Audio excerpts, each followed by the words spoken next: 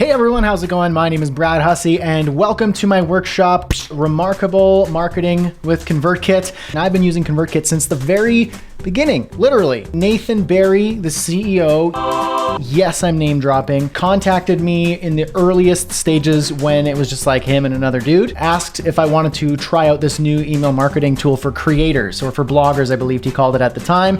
And so I said, yeah, sure, give me a free trial and I'll see how I like it. Here I am still using it, now teaching how to get the most value out of it. You can call me the ConvertKit hipster. All right, so by design, this workshop is a little bit advanced. Did that on purpose.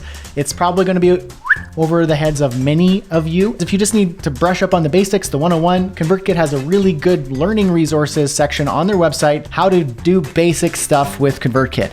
This is about how to create remarkable email marketing using advanced techniques that basically nobody uses. Most people just kind of swim around in the basics and send one-off broadcasts now and then. I don't do that. I actually like making things a lot more complicated than they need to be.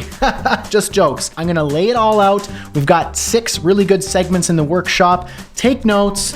You probably are gonna wanna slow certain sections down or replay certain sections. I'm also gonna provide some resources and templates and downloads just to make your life a little bit easier. And finally, if you wanna know if I could just do this for you, the answer is yes. It's one of the things that I offer in my business. I build remarkable email marketing systems using ConvertKit, and I can build the same thing for yours. So if you recognize the value in having a remarkable email marketing system like the one you're about to see, for your business, but you just don't have the time to incorporate it, you still don't know how to do it after watching the workshop, or you realize the value in having somebody expertly do it for you the first time, then reach out to me. I'll put a link in the description so that you can book a quick call and we can find out if I can do it for you in your business. Without further ado, let's jump into the workshop. That didn't work very well. All right, so here's what we're gonna cover in the workshop. Now we're gonna start really hot out the gate by building a complete email marketing cycle. And then we're going to dig into the more theoretical approaches of how to use different aspects of the software efficiently and intelligently. And at the end, we got some questions that are going to be answered. And also I'll provide any downloads and templates to help you make this whole thing easier. But first of all, know this, there is not one single correct way to use ConvertKit. So in other words, there are 1,000 ways to achieve the same thing. Therefore, done is better than perfect. With that said, the following workshop is my interpretation and you can use however much of it you want. You know, there is no failing grade or a passing grade for using ConvertKit. It's just how do you get the job done? How do you serve your customers and how do you create a system that works for your business? Now, the idea with this workshop is just to make it a little simpler because a lot of what I'm getting with feedback when I've reached out to people to find out what's working with ConvertKit for them and what they don't like, what they do like, it's usually that it's confusing. They don't know where to start and they don't know how to set up a system that works. And so they just end up sending one-off broadcasts and they never create a nice, efficient, automated system. So what I always recommend my students and my clients to do when I help them out with ConvertKit is to create an email marketing cycle. And why do I call it cycle? Because it's not a funnel. A funnel drains out the bottom. If you've ever actually used a real funnel in the real world, you pour a liquid into the top of the funnel and it just splooshes out the bottom all over the garage floor. That's not what I want you to do with your subscribers. I want you to actually continually serve them using a cycle, which keeps things moving all the time. Now imagine if we're in our garage again, put the funnel away and use a wheel on a bicycle and spin it around. It keeps going. So that's the visual I want you to have when creating your email marketing system, a cycle, not a funnel. When you have a 24/7 cycle, you can spend less time in your ConvertKit dashboard fiddling around with things and trying to string a whole bunch of stuff together. And you could spend more time serving your customers because at the end of the day, the point of ConvertKit is to not play with it all day. It's to just have it run in the background so you can automate a huge portion of your marketing so that you can get more customers and serve your customers. Also, there's no dead spots in your email marketing. With a funnel, you rip them through the funnel top to bottom, and when they're at the bottom, they just stay there and go rancid. Now, with a cycle, things are always moving.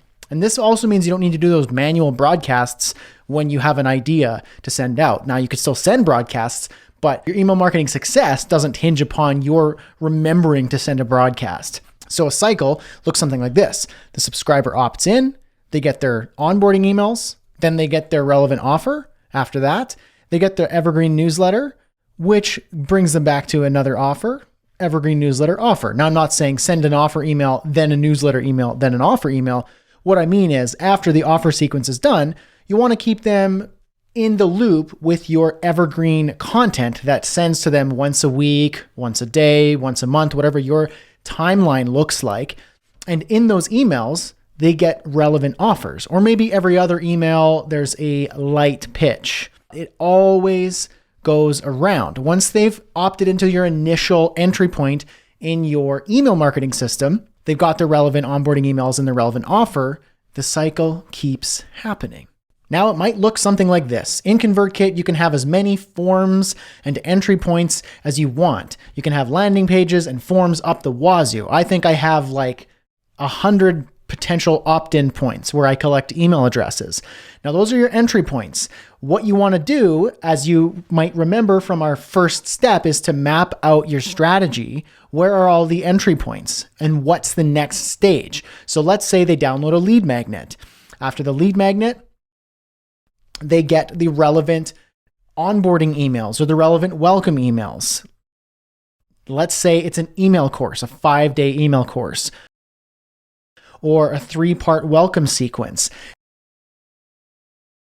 And then they get a pitch that's relevant to the lead magnet. So in my case, I have a pricing calculator for freelancers. They download the pricing calculator for free.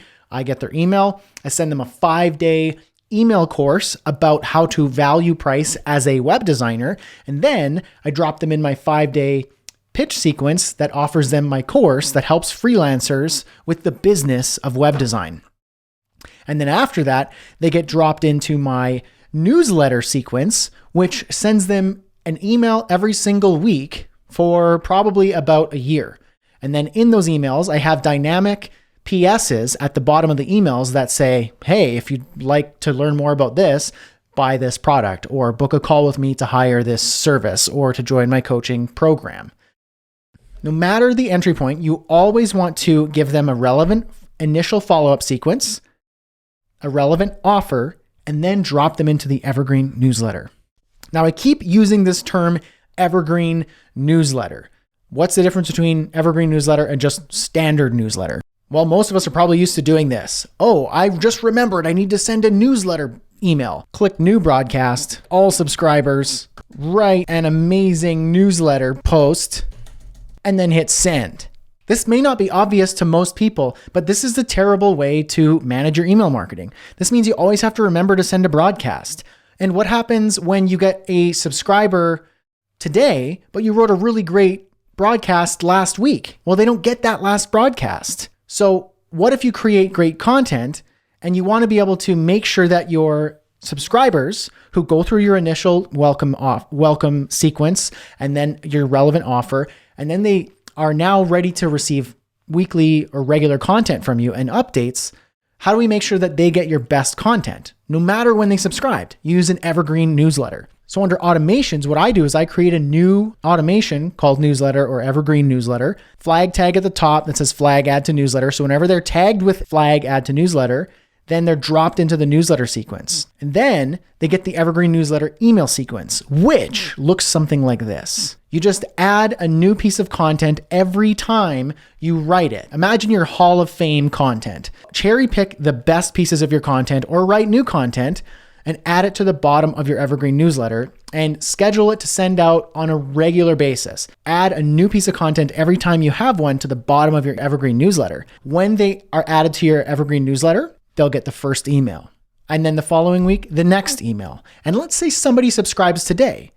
Well, while somebody is getting content piece number 3, this new person is getting content piece number 1. So at any given point in time, somebody is receiving a piece of content from you on an evergreen basis. It's not date-based.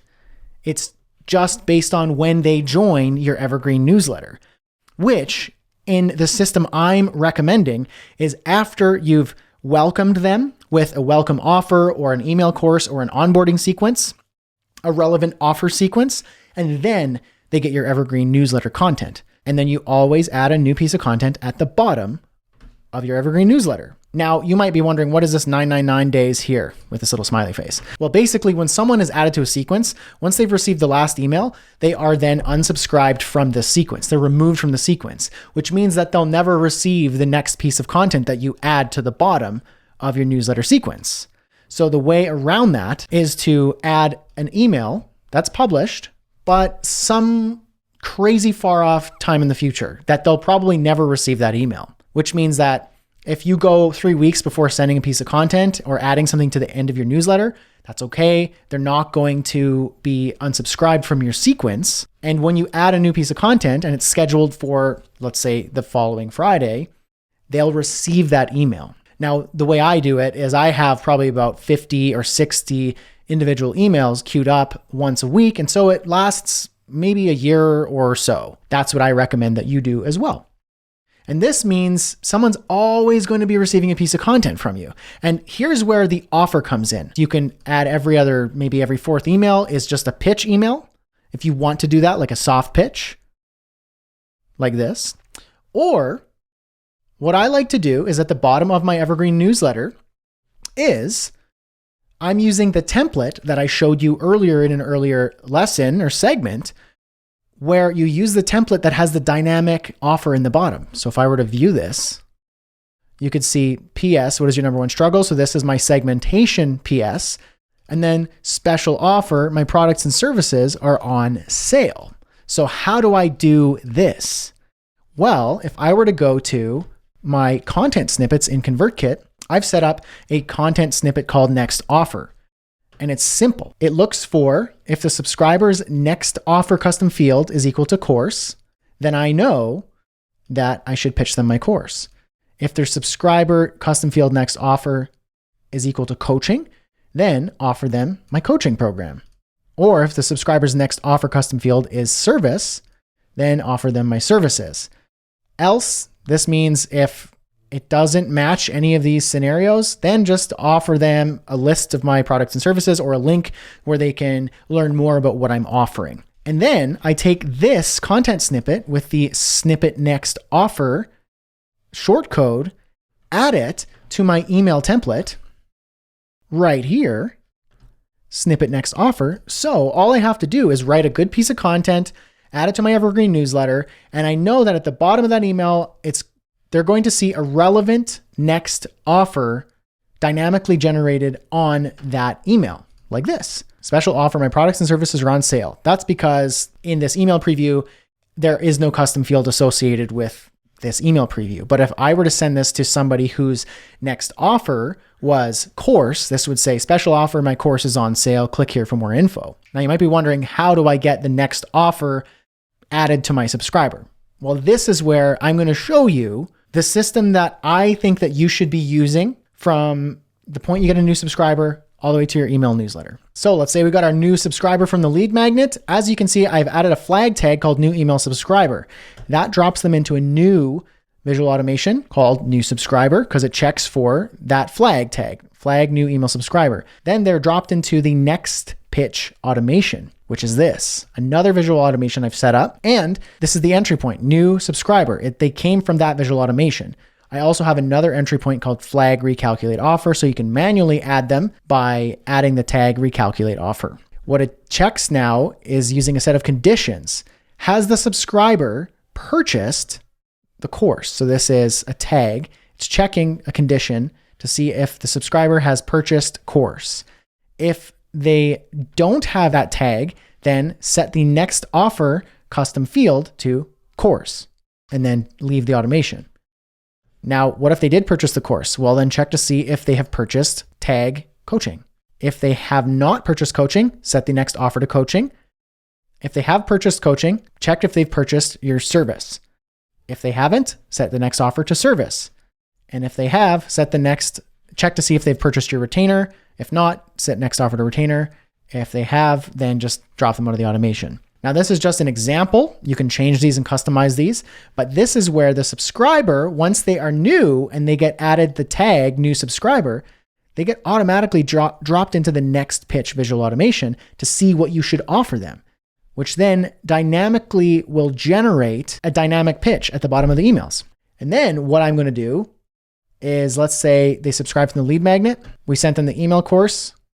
We sent them a relevant pitch. We check to see if they've purchased the course from the pitch. If they have, send them an onboarding sequence. If they have not, send them a feedback form to see why they didn't purchase.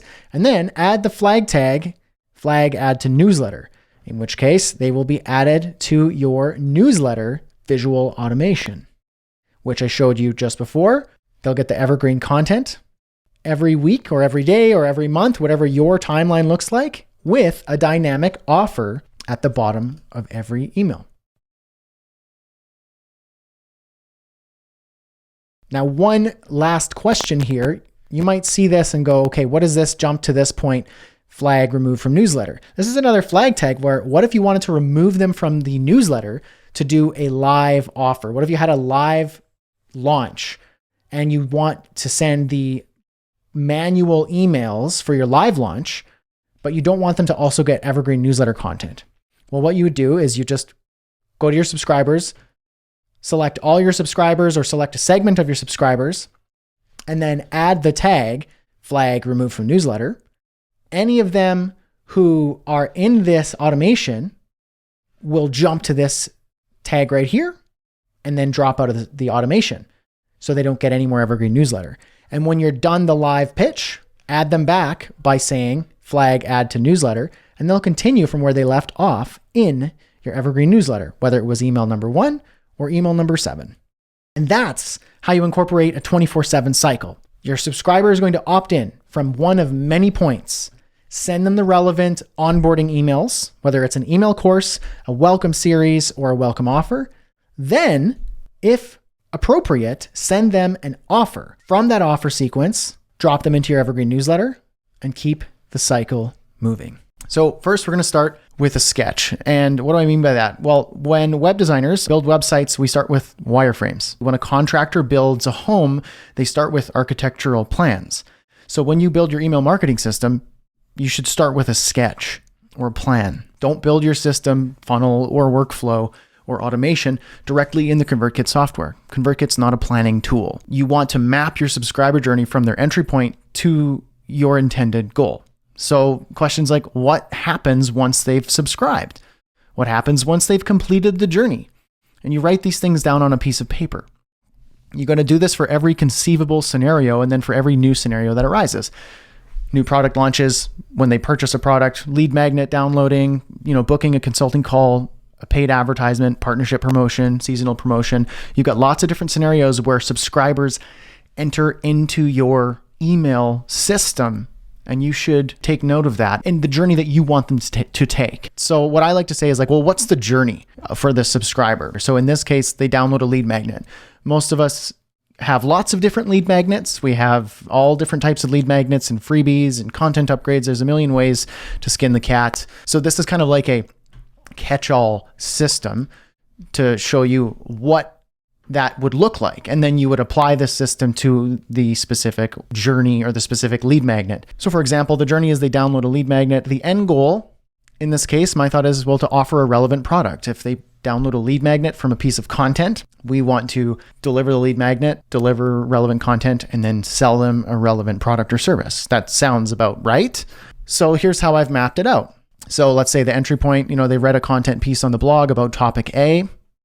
And so say in my case, I teach freelancers and web designers about the business of freelancing and web design. So what I would do is I have a lead magnet called the pricing calculator. It helps freelancers price their services. And so they read a content piece about pricing, or they take a workshop of mine about pricing, and then they opt in to download my pricing calculator lead magnet. From there, there's a number of things you could do, but I'm going to add a tag called flag new subscriber. I'll address this. Well, what does this mean? But for now, it's just, I want to tag them as a new subscriber, and we're going to do something with that later. And then I'm going to send them an email to deliver the lead magnet. Alternatively, you could just, when they opt in, send them directly to the lead magnet. Again, there's many ways to do the same thing. But let's say we want to deliver a lead magnet in a confirmation email. We're going to wait 24 hours, and then we're going to drop them into a 5-day email course about pricing for freelancers or whatever topic you are teaching. And then after the 5-day course, we're going to delay 24 hours, You could delay till the following week. Again, many ways to do the same thing.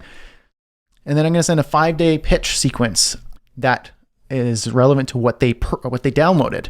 So in this case, I sell a pricing workshop, like an actual course for freelancers to value price to help them increase their rates and start charging based on value rather than hours. And let's say after the 5-day pitch sequence, some purchase. Okay, well, I want to send them an onboarding email sequence. And then after the onboarding email sequence is done, I'm going to drop them in my evergreen newsletter. And we'll come to that as well. Let's say they did not purchase. Well, send a feedback email to find out why they didn't purchase so I can improve my pitch and maybe rescue the sale, or just get, more information as to why people don't purchase. And then after that, send them to the evergreen newsletter. And then this would be kind of one system for a lead magnet. And you would do this for every conceivable scenario. So what I would recommend you do is write down, on a piece of paper, on a notebook, what are all the scenarios that you need to map out? Because there are a bunch of them. Lead magnets, they purchase a product, maybe a new subscriber, you want to sketch it out. And the reason why you'd want to sketch it out is because it's scrappy and it's easy to change and modify. If I were to just directly build this into ConvertKit, which I've done before, you come across the issue of what if you need to change something and you've already run a bunch of people through the automation? It just gets messy. It's not as easy to change. That's why ConvertKit's not a planning tool. It's an execution tool for, actually delivering emails. So what you want to do is map it out on a piece of paper, look at it, find how you might make it better, tweak it, change it, and then implement it into ConvertKit. So then now we're going to bring this system over into ConvertKit. I'm in the automations tab and going to create an automation. When you create an automation, you need an entry point. You can use any of these options: form, tag, custom field, purchase. I have used all of them in various capacities, but sometimes you need to think ahead. And with this lead magnet, let's say my pricing calculator, is there only one form, or is there multiple entry points? Is there multiple ways for people to get the form? To get the lead magnet. If I have like 10 blog posts with different forms that send them to the lead magnet, or I have all these different ways that they can download the lead magnet, then maybe I would just use a tag and say, downloaded pricing calculator lead magnet. And that when they're tagged with that, then that's the entry point and it's a much cleaner entry point. Problem with using a form, if you have like 10 or 12 different forms, you can't actually add that many entry points into a visual automation. I think you can only add 5. And then it just gets really messy at the top. So there's not one right way of doing it, but let's just say, for the sake of simplicity, that you only have one form for this lead magnet and you want to use that form. So what I would do then is click joins a form, and I chose the pricing calculator landing page, and we'll add that as the event, as the entry point to the event. So this means that when they opt in through this form, they have now entered this visual automation. So what's the next step? Okay, so they've opted in. We need to add the tag, flag new subscriber, and then deliver the lead magnet. So what I would do then, add the tag, flag new subscriber.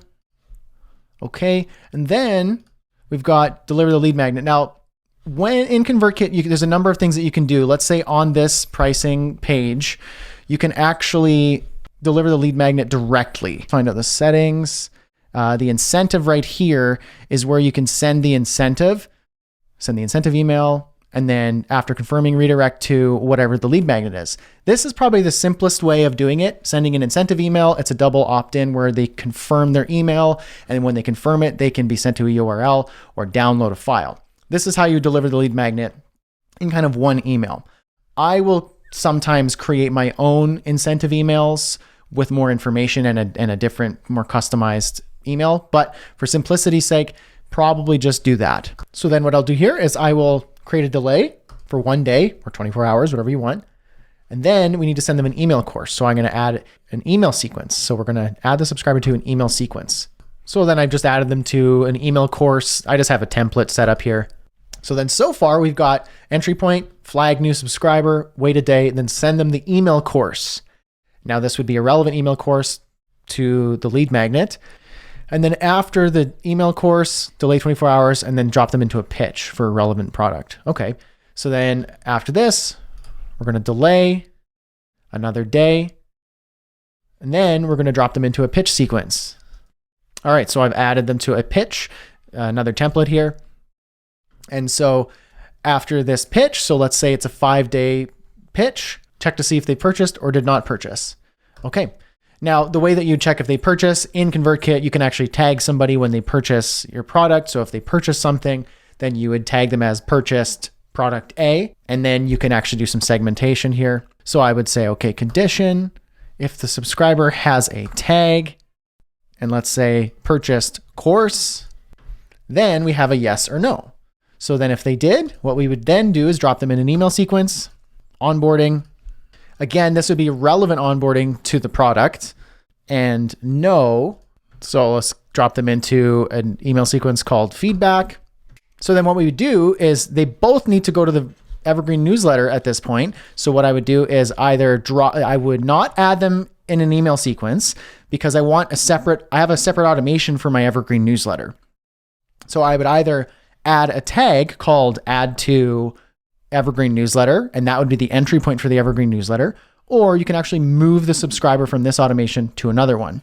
So I've added them here. So in this case, we're adding them to the Evergreen newsletter using an actual move function. So we're just moving them out of this one into another one. And so then this would show up in this visual automation. This is a visual automation I have called Container Global Shadow Newsletter, and that would be a new entry point. To keep it very clean, you could, instead of doing this, what I like to do is add them with a flag tag. So start shadow newsletter, and then that tag is the entry point to the shadow newsletter visual automation that I have set up. So this is how I would then build the entry point for a lead magnet. So I would call this, say, lead magnet pricing calculator.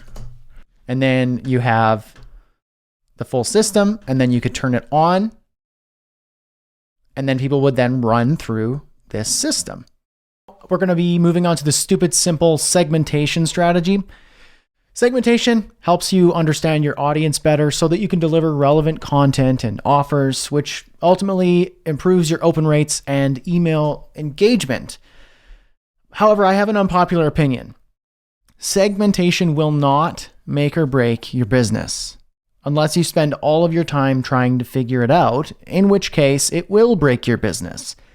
So stop worrying about it so much and just keep it stupid simple. And here's how I think you could do that. Stop worrying about micro segmenting. Just because we can micro segment doesn't mean we should. So segments like, is this blog subscriber highly engaged? How many links have they clicked? What color is their hair? How many emails have they opened in the last 3 months? Tagging every single action all the time. This micro segmenting doesn't do us any favors, and it doesn't add any value. It just clutters up your brain, it clutters up your software, and it doesn't do anything valuable for the email subscriber. It might be cool that you can tweak your emails and customize your emails and personalize them so that it says specific words that might resonate with them. However, in my experience at least, this sort of segmenting doesn't do you any favors. It's not going to help you. And although it seems cool to be able to have really personalized emails, it's not really going to make you any more sales, and it's not really going to make anything, that much different. It's not going to make or break your business. But if you're spending all your time trying to worry about this, then it may actually have a negative effect. So what I recommend is do something called macro segmenting. These are segments that have actual benefits to pay attention to. So things like, what stage is your customer at? How proficient are they in their field? What is their occupation? What stage are they at in their journey? Depending on your business, you need to think about what are the macro segments.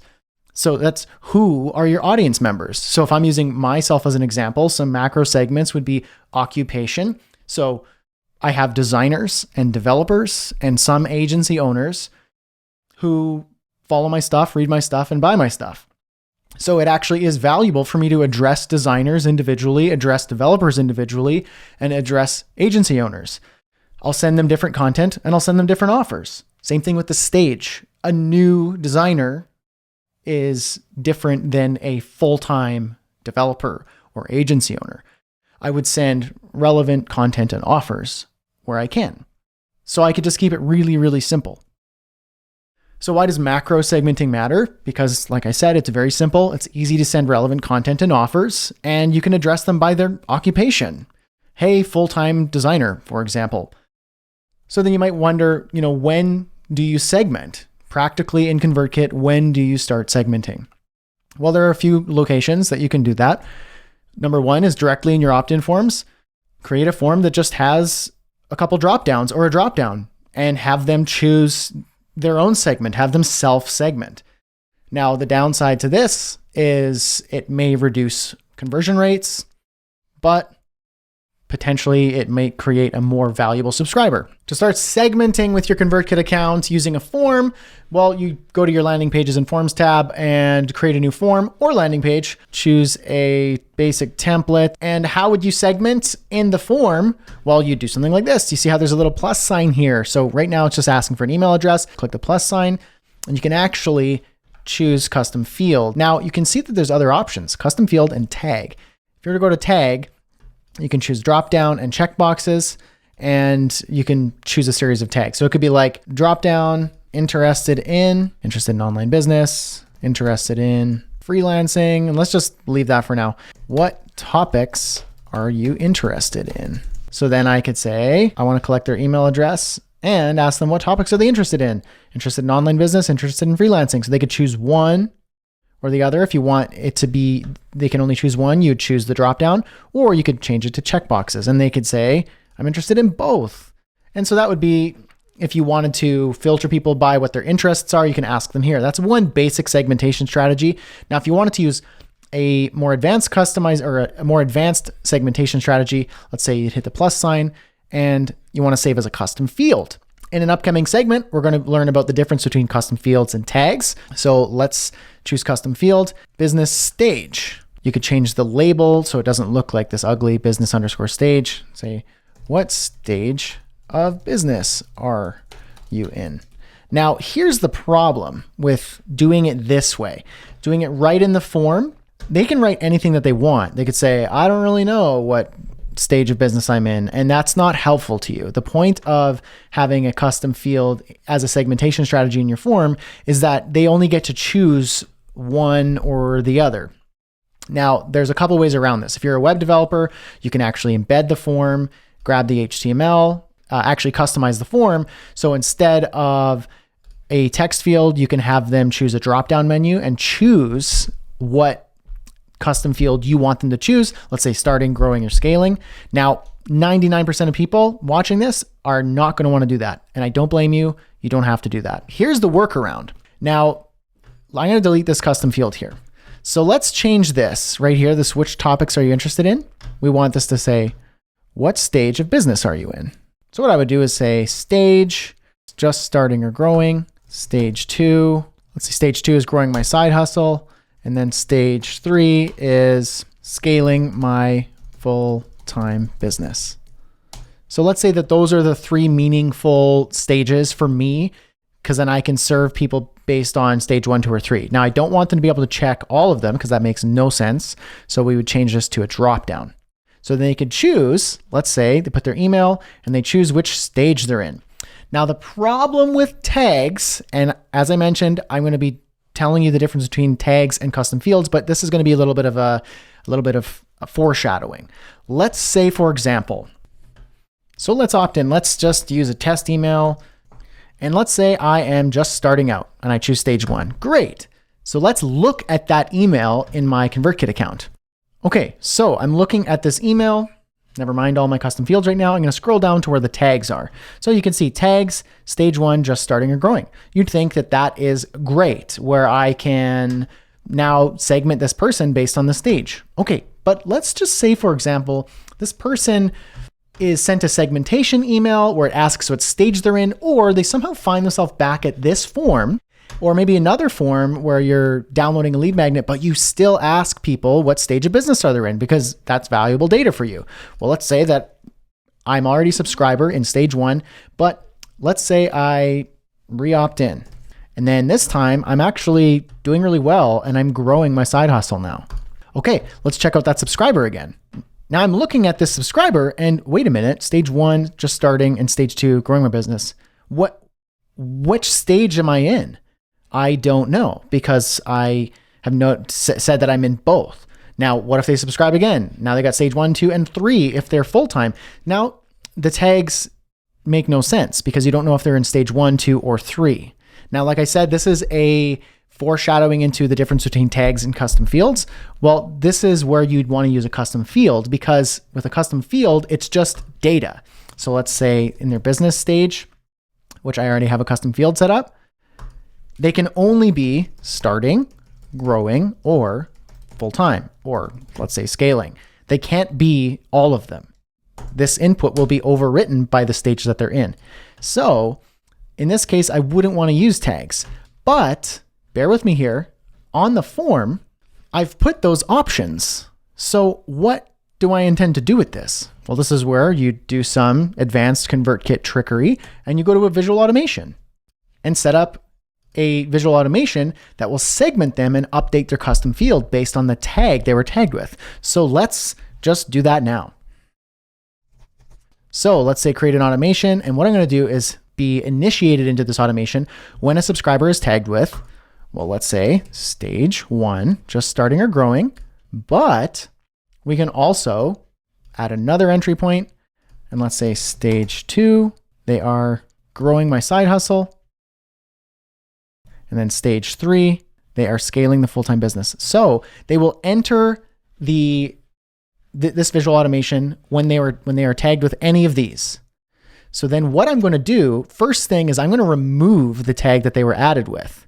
So in this segment here, let's remove the tag. All right, so if they're stage 1 starting from scratch, they get tagged. That tag is immediately deleted. Okay, then what I'm going to do is I'm going to add another plus sign here in the same stage 1, and I'm going to set a custom field as an action. And I'm going to say business stage. And then the field value, this is where it's important that you're consistent. If they're stage 1, then they're always going to be called starting. Don't say starting from scratch or just starting, and then in another field you put something inconsistent. It always has to be the same. Okay, so now we have, if they click on in the form, stage 1, they're going to be tagged with just starting or growing. Then your visual automation is going to see that, remove that tag, and then instead set the business stage custom field to starting. Now, if you don't have the business stage custom field, which you won't, you just simply create one. So set a custom field, see how it says search or create custom field. You can just say business underscore stage or occupation, whatever you want. I just have a lot of custom fields. So you'd create a custom field that makes sense and then set the value to whatever it is that you want it to be. So in this case, they're starting. And then I do the same thing for growing and scaling like this. And it would look like this. So if they're tagged with stage 2, growing my side hustle, I'll remove that tag so I don't confuse their account. And then I will set the business stage to growing in the custom field. And then scaling my full-time business, if they're tagged with that, I will remove that tag. And then I will set the business stage custom field to scaling. So now, if I were to just say, turn that on, let's try this again with the subscriber Brad testing. So I'm going to delete these tags and I'm going to try this again and see if my visual automation worked. And now let's say I am starting from scratch. Okay, now let's check out my subscriber information. And here I am here. If I scroll down, you see I don't have a tag. That's because my visual automation should have worked. I did click stage 1, but if we go to my business stage, you can see that I'm starting. That visual automation worked, which you could see 1 total subscriber. And I did go through stage 1 all the way through here. Sometimes this data takes a little bit to update, but I did in fact go through stage 1. Now, if I were to go through that form again, and let's say I am no longer starting, but I am actually full-time. So now I'm stage 3. If I redo this form, go back to my user account, scroll down, I have no tags. And if I go to my business stage, I am now scaling. So I'm no longer stage 1 and stage 3. I am actually just in the scaling stage. So now I have meaningful data on this subscriber in their custom field business stage where I can segment them, I can filter them out, I can send customized emails, I can use personalization within the email itself, and those things I'll show you in an upcoming segment. So the second place that you can segment your subscribers is in the first email that you send them. So your welcome email, your introduction email, your very first email, in your, say, email course or newsletter sequence. Or you could just set up a separate email before you send what you originally were going to send. The first email sequence you could send them could have a link trigger set up to ask them where they are in their journey or what their occupation is or why they joined your email list, whatever macro segmentation strategy you're trying to use. And then when they click on one of these links, you could set up a link trigger in ConvertKit using a rule, which I'll show you in our upcoming segment, to tag them with the proper tag to find out if they are just getting started, if they're side hustling, or if they're scaling, or whatever segmentation strategy you're using. Now, as you just saw, what you could do is use a tag and then set up that visual automation to change it to a custom field. But what's nice is in ConvertKit, you can actually use a link trigger to update their custom field directly rather than doing the add a tag and then use a visual automation to then create a custom field. You could just do that directly in the link trigger, and I'll show you that shortly.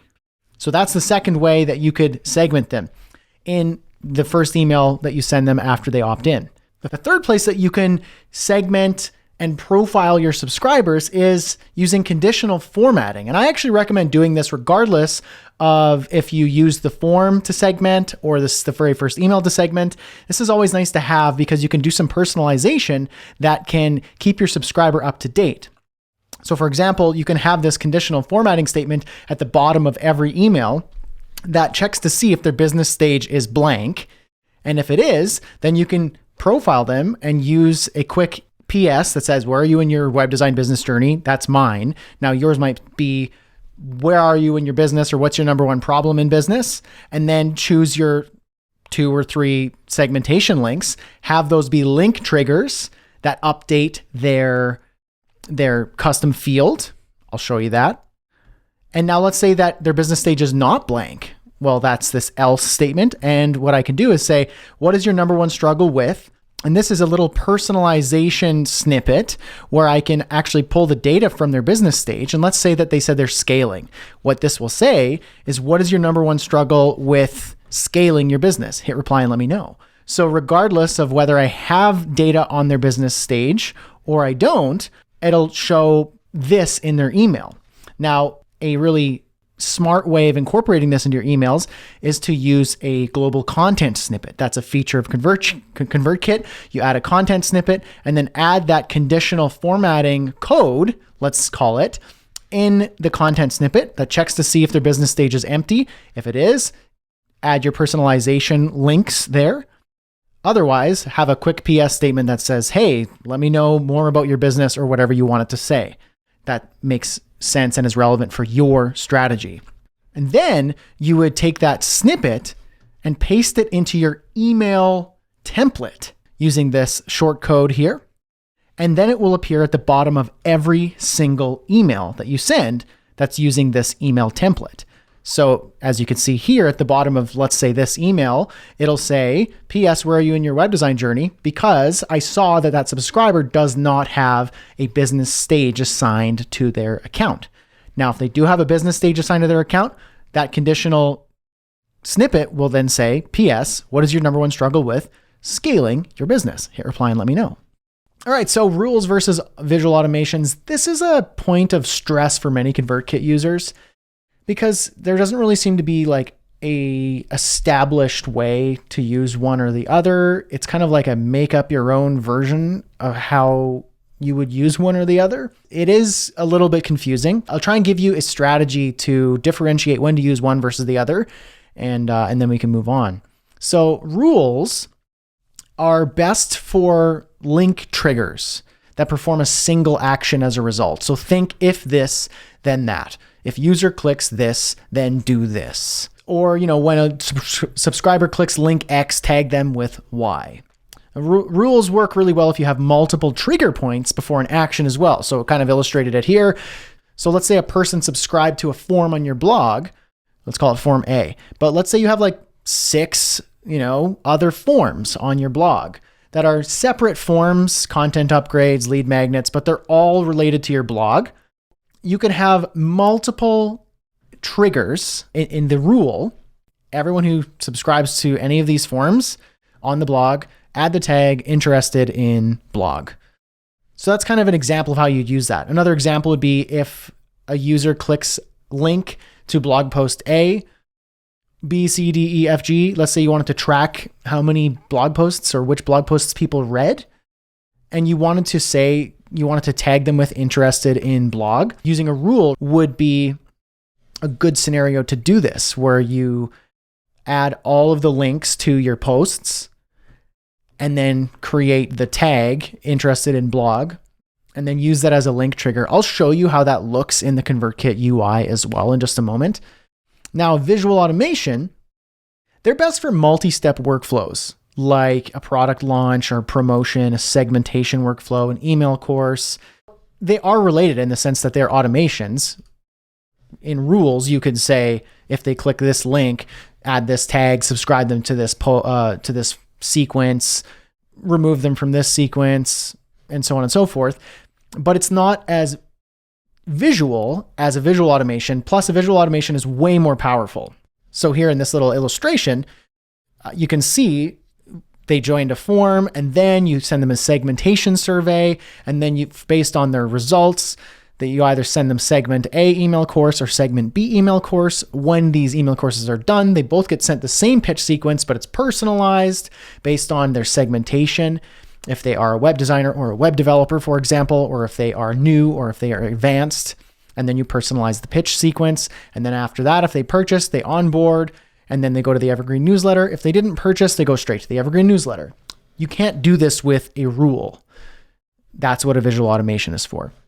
So think again, rules are for link triggers, if this, then that scenarios, and visual automations are for multi-step workflows and automations. Now let me show you what that looks like in ConvertKit.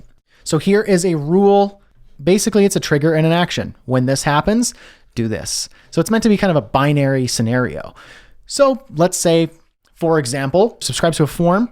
Now, as you can see, I have lots of forms here. My ConvertKit account is very messy, but let's say, for example, I've got lots of blog forms, and these are blog posts. So basically, I have different opt-ins on different blog posts.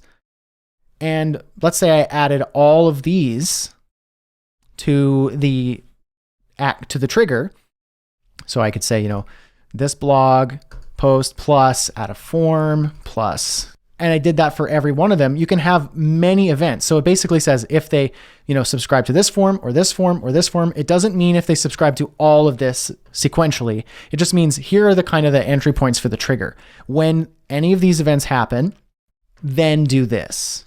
So then what I would do is say add a tag and then interested in blog posts, and then I could save that. And then every time I add a new form, I would come back to my link trigger and I could say, okay, let's add a new form here. Let's add a new form here. And that would be how I would use a automation rule. Now, a link trigger looks something like this.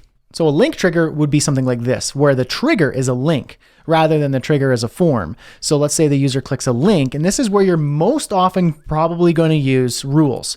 So name the link trigger. This is very important. I like to say link trigger and then colon, and then describe what it is. Or you could say LT colon or LT dash, or put it in square brackets, link trigger. It's important that you do that so you can easily find it in alphabetical order in the list.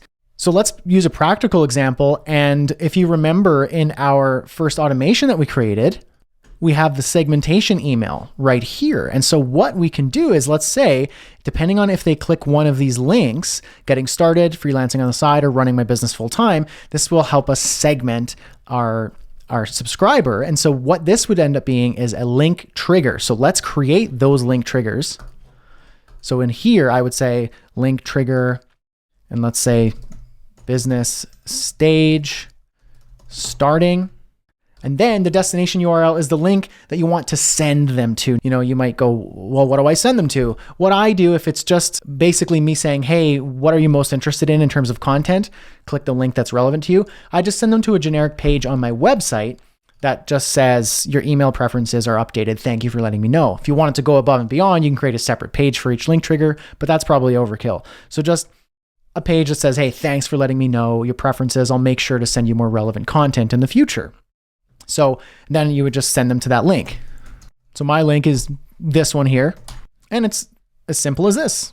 Your preferences have been updated. This will help me to ensure you get content that's only relevant for you. So now I know that this is the link trigger. It's named business stage starting, and then email preferences updated. So what I want to do, this is where we'll start getting into tags versus custom fields. And I'll dive deeper into custom fields and tags in the next segment here. But a lot of the time what people will do is we'll say add a tag, and then they'll say something like this, tag stage 1, growing my business. But here's the problem with tags. When somebody clicks, let's say this person grows in their business and now they click a new link that says, you know what, I'm actually full-time now. Well, you have a tag on their account that says they're growing their business. They're in stage 1.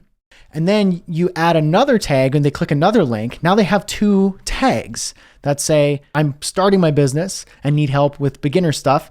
And I'm growing my business and need help with advanced stuff. Well, which one is it? Well, you don't know because they have both tags. So using tags for segmenting is actually not a good idea. What you would use is a custom field, because custom fields are binary, meaning there is one data point. You can't have multiple in the same field. It gets overwritten. So what I do is I say they click this link trigger, and I would, instead of add a tag, set a custom field. And then you can create custom fields or use custom fields that you already have. So in this case, it's selecting a custom field. I actually have a custom field called business stage, business_stage. And then what I would do is put a text value of starting. So when somebody clicks this link trigger, business stage starting, this custom field is set. So I'll show you that. So here we are with the segment email. Let's say they're just starting and I want to tag them with LT business stage starting. So I click on that, and then I know that that link trigger is going to, if they click on that link, it'll take them to the email preferences updated page. But on the back end, their email account in my ConvertKit will let me know what stage they're at. So for example, if I were to go to business stage, I can see the data would be here. Now, I don't actually have data on myself here. This is my own email, but it would be here. It would say starting or growing or full-time. And that data would be in here in that custom field. And now let's say I'm starting.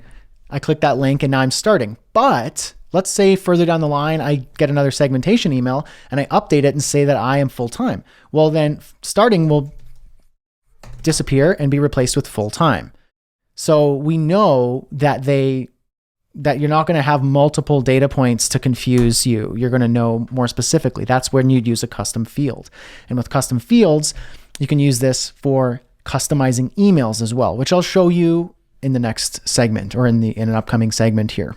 So that's how you'd use a rule specifically for link triggers, or if you have multiple entry points on forms from, say, a blog or your website, and you still want kind of a consolidated action, like tag them with interested in blog or update a custom field or whatever other options are here. So that's when you'd use an automation rule. And now, when would you use a visual automation? Well, you kind of already saw that. It's more of a multi-step workflow. So we've got, you join based on the lead magnet, you get tagged as a new subscriber, then you get the segmentation email, then we wait a day, then you get an email course, wait a day, so on and so forth. You could do lots of different conditional statements. You could do events based on dates. You can do actions. You could do lots of things in here that is just not possible with a rule. In most cases, you're going to use visual automations when there are multi-steps. When it's something like if this, then that, then what you would want to do is use a rule. All right, so let's talk about flag tags. You may or may not have heard of flag tags, and that's totally fine if you have no idea what this is. I'll give you a brief explanation of what it is and how you would use it if you want to. Flag tags are functional tags that are used to tell ConvertKit to do something with the subscriber, rather than like a normal tag, which would be like interested in hockey. A flag tag would be like flag add to pitch sequence. They're meant to trigger an automation or a workflow and can be reused multiple times on the subscriber. A normal tag is just meant to just profile the subscriber, let you know their interests so you could see if that subscriber has a particular set of interests and so on and so forth. Now I'm going to credit Brennan Dunn for the flag tag concept, which is a convention used in the programming world. And if you know Brennan Dunn, he's a programmer by trade. He kind of brought that into the ConvertKit world.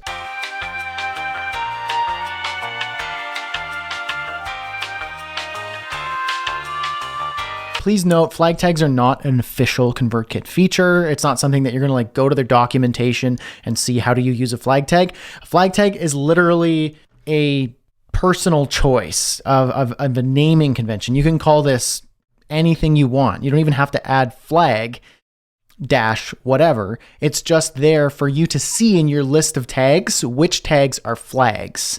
So which tags are meant to do something rather than which tags are just profiling information of a subscriber. So flag tags are just literally a method for making tags useful and functional rather than profiling a subscriber. Now, how does a flag tag work? Now, bear with me here on this flowchart. Try and follow me here. So imagine this is visual automation 1. So let's say the subscriber downloads a lead magnet, and then you add the tag flag dash new subscriber, which then triggers the second visual automation, which looks for the tag flag new subscriber. So when the user is tagged with new subscriber, send a segmentation email and then drop them into their proper segment. And let's say they went through segment A, then we'll add the tag pitch. So flag dash pitch product A, in which case they will be dropped into the third visual automation that says when the user is tagged flag pitch product A, send them the pitch email for product A. Now, let's say in segment B down here, they were tagged with flag dash start newsletter.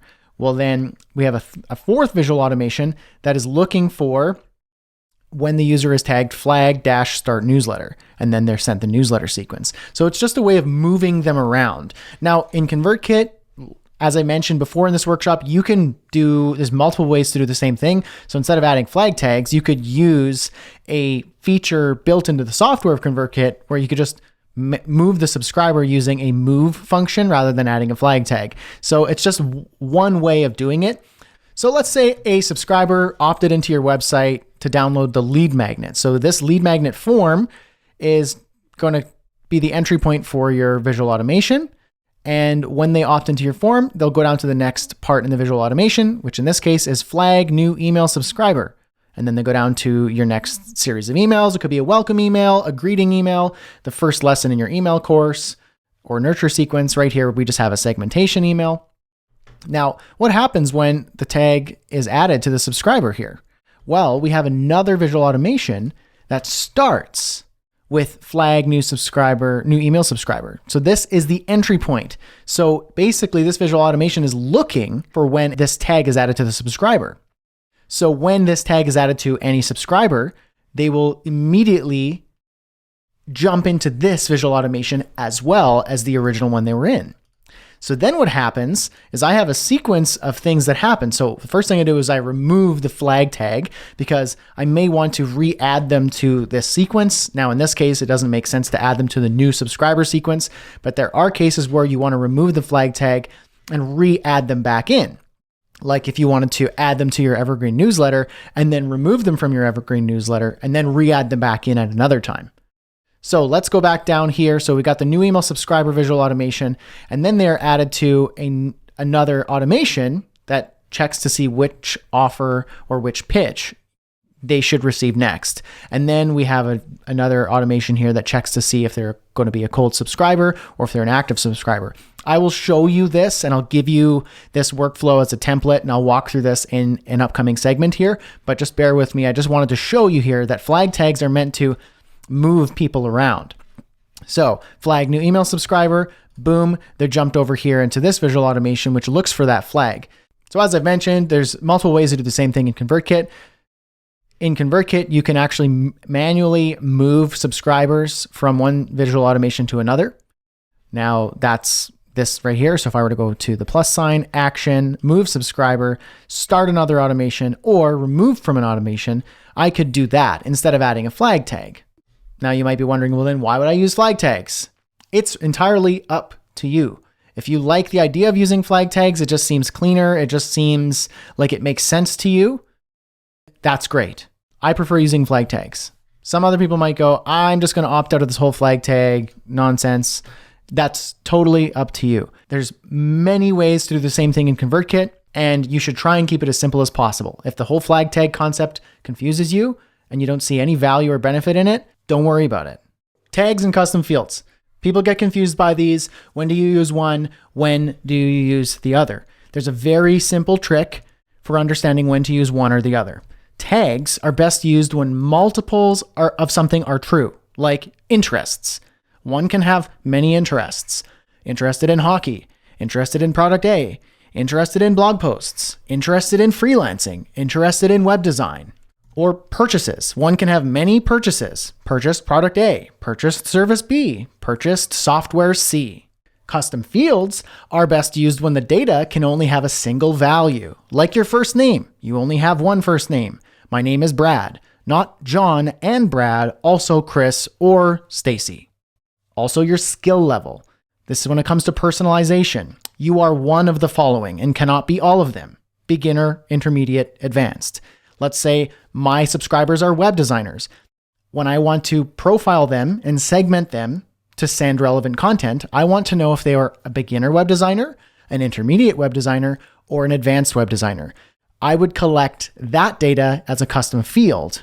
Now I could have a beginner web designer who is interested in product A, in which case I would send a pitch to the beginner web designer about product A.